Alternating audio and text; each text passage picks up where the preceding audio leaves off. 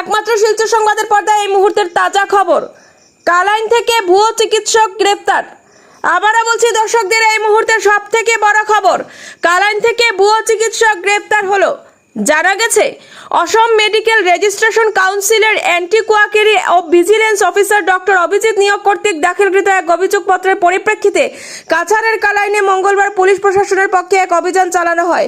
তিনি অভিযোগে উল্লেখ করেছিলেন যে কালাইনের সুবীর চৌধুরী নামে এক ব্যক্তি নিজেকে এমবিবিএস ডাক্তার পরিচয় দিয়ে দীর্ঘদিন থেকে বেআইনিভাবে রোগী চিকিৎসা করে আসছেন এবং কালাইনস্থিত বাসন্তী ফার্মেসি নামক একটি ফার্মেসিতে তিনি চিকিৎসা কার্যক্রম চালাচ্ছেন, কিন্তু তার কোনো রাজ্য স্বীকৃত যোগ্যতা নেই। অভিযোগের পরিপ্রেক্ষিতে এদিন কালাইন পুলিশ বাসন্তী ফার্মেসিতে অভিযান চালিয়ে সিন্দুরার বাসিন্দা সুবীর চৌধুরীকে হাতে নাতে ধরা হয়। এ সময় তিনি উক্ত ফার্মেসির ভিতরে চেম্বারে বসে একজন রোগীকে চিকিৎসা দিচ্ছিলেন। তার কাছ থেকে বেশ কিছু নথি ও অন্যান্য জব্দযোগ্য সামগ্রী উদ্ধার করা হয়েছে। পুলিশ তদন্ত চালিয়ে যাচ্ছে এই মুহূর্তে। বিস্তারিত দেখুন শিলচর সংবাদের পর্দায়। জিলাখনত চলি থকা ভুৱা চিকিৎসকৰ বিৰুদ্ধে আমাৰ অভিযান অব্যাহত আছে আৰু যোৱাকালি আৰু আজি পুৱা আমি দুটা অভিযান চলাইছিলোঁ আৰু যোৱাকালি চলোৱা যিটো অভিযানত আমি এজন ব্যক্তি তেওঁ নিজকে এজন গেষ্ট্ৰএণ্ট্ৰলজিষ্ট আৰু ডায়েবেটিছৰ এজন বিশেষজ্ঞ চিকিৎসক ৰূপে তেওঁ ইয়াত কাৰ্যৰত হৈ আছিলে। তেওঁৰ নাম হ'ল পংকজ চৌধুৰী।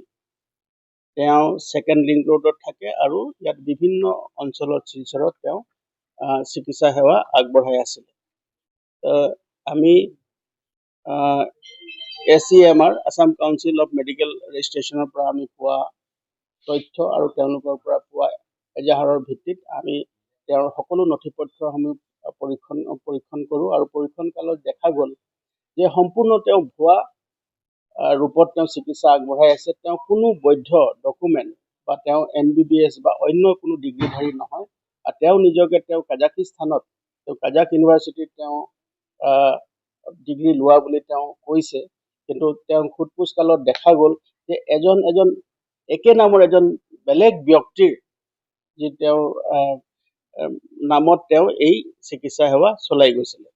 আৰু বেলেগ নামৰ যিজন ব্যক্তি আছিলে তেওঁৰ ৰেজিষ্ট্ৰেশ্যন নম্বৰ হ'ল একেই, গতিকে তেওঁ সেই নামত তেওঁ এজন বৈধ চিকিৎসক তেওঁ আছে গণ্ডা উত্তৰ প্ৰদেশত। তেওঁৰ নাম লৈ তেওঁ নিজৰ নাম বুলি কৰি ইয়াত তেওঁ ভুৱা চিকিৎসা চলাই আছিলে। তেওঁ বৰ্তমানলৈকে যি আমি পৰীক্ষা কৰিছোঁ তাত দেখা গৈছে যে তেওঁৰ 3টাকৈ পান কাৰ্ড আমি পাইছোঁ আৰু 3টা পান কাৰ্ডত প্ৰতিটোতে তেওঁৰ পিতৃৰ নাম বেলেগ বেলেগ আছে। তাৰপিছত তেওঁ আধাৰ কাৰ্ড পাইছোঁ, তাত ডেট অফ বাৰ্থ আৰু পান কাৰ্ডতো ডেট অফ বাৰ্থৰ সম্পূৰ্ণ ভুল তথ্য আছে। তাৰপিছতে তেওঁ যেতিয়া কাজাকিস্তানত তেওঁ চিকিৎসা সেৱাৰ তেওঁ পাঠ্যক্ৰম তাত কৰিছে বুলি তেওঁ যেতিয়া আমাক জনাইছিলে, আমি তেওঁৰ পাছপৰ্টো আমি পৰীক্ষণ কৰিবৰ কাৰণে বিচাৰিছোঁ, যাতে আমি তেওঁৰ পাছপৰ্টো একো পোৱা নাই। গতিকে দেখা গৈছে যে সম্পূৰ্ণৰূপে এটা ভুৱা ৰূপত তেওঁ ইয়াত চিকিৎসা সেৱা আগবঢ়াই মানুহৰ জীৱনৰ বিপন্নাপন্ন কৰি তেওঁ চিকিৎসা সেৱা আগবঢ়াই আছিলে। আৰু আমি তেওঁক ইতিমধ্যে সোধপোছ কৰাৰ পিছত যথেষ্ট প্ৰমাণ তেওঁৰ বিৰুদ্ধে আমি পাইছোঁ আৰু পাই তেখেতক আমি ইতিমধ্যে এৰেষ্ট কৰিছোঁ। আৰু দ্বিতীয়টো অভিযানত আমাৰ আজি পুৱাই এটা অভিযান চলিছিলে কালাইন অঞ্চলত, আৰু তেওঁ এজন ব্যক্তিয়ে তেওঁ নিজকে MBBS চিকিৎসক হিচাপে তেওঁ এটা ফাৰ্মাচী খুলি তাত তেওঁ এটা চিকিৎসা সেৱা আগবঢ়াই আছিলে। তেওঁৰ নাম হ'ল সুবীৰ চৌধুৰী। আৰু আমি দেখা গ'ল তেওঁক পৰীক্ষণ কালত দেখা গ'ল যে তেওঁৰ কোনো বৈধ ডকুমেণ্ট বা তথ্য নাই, তেওঁ কোনো চাৰ্টিফিকেট নাই, কোনো তেওঁ চিকিৎসা বিজ্ঞানৰ কোনো ডিগ্ৰীধাৰী তেওঁ নহয়। আৰু ভুৱা ৰূপত তেওঁ অশিক্ষিত কিছুমান লোক থাকে বা তেওঁলোকে এইবিলাক নেচায়, তেনেকুৱা লোকক আৰু জনা বুজা লোককো তেওঁলোকে আভুৱা ভৰি সেই অঞ্চলত চিকিৎসা সেৱা চলাই আছিলে।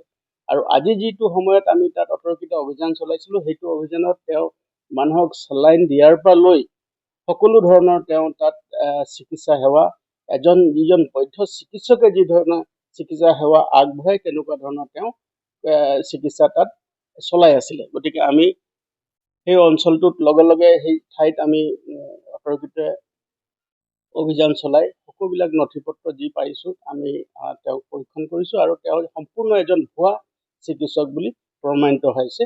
আৰু এই যি তেওঁৰ অভিযোগ আমি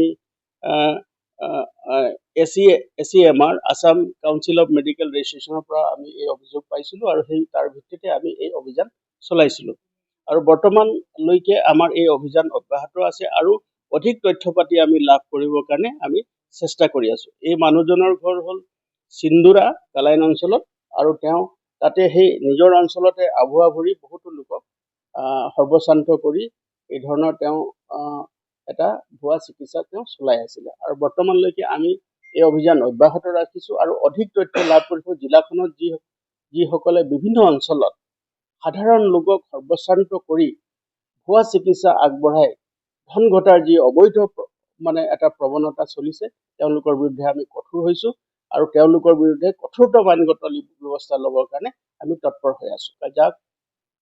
কাজাকিস্তানত তেওঁ চিকিৎসা বিজ্ঞানৰ তেওঁ স্নাতক বুলি তেওঁ নিজকে ক'ব বিচাৰিছে, কিন্তু তেওঁ যিজন মানুহৰ বিষয়ে কৈছে সেই একেজন এজন বৈধ নাগৰিক এজন আছে, বৈধ চিকিৎসক এজন আছে, তেওঁ উত্তৰ প্ৰদেশৰ গোণ্ডাত তেওঁ থাকে আৰু তেওঁৰ নামত তেওঁৰ ৰেজিষ্ট্ৰেশ্যনৰ নামতে তেওঁ নিজে একে নামৰ দেখাই তেওঁ এইটো কৰি আছে আৰু তেওঁ উত্তৰ প্ৰদেশৰ ঠাইতো তেওঁ আচলতে তেওঁ নিজে এবাৰ তেওঁ কলিকতাৰ বুলি কৈছে, এবাৰ তেওঁ উত্তৰ প্ৰদেশৰ বুলি কৈছে আৰু কলিকতাতো তেওঁৰ যি পৰিজন আছে, তেওঁৰ যি পৰিয়ালবৰ্গ আছে বা তাৰ লগতো আমি যোগাযোগ কৰিবলৈ চেষ্টা কৰিছোঁ, তেওঁ কোনো চিনি নাপায়।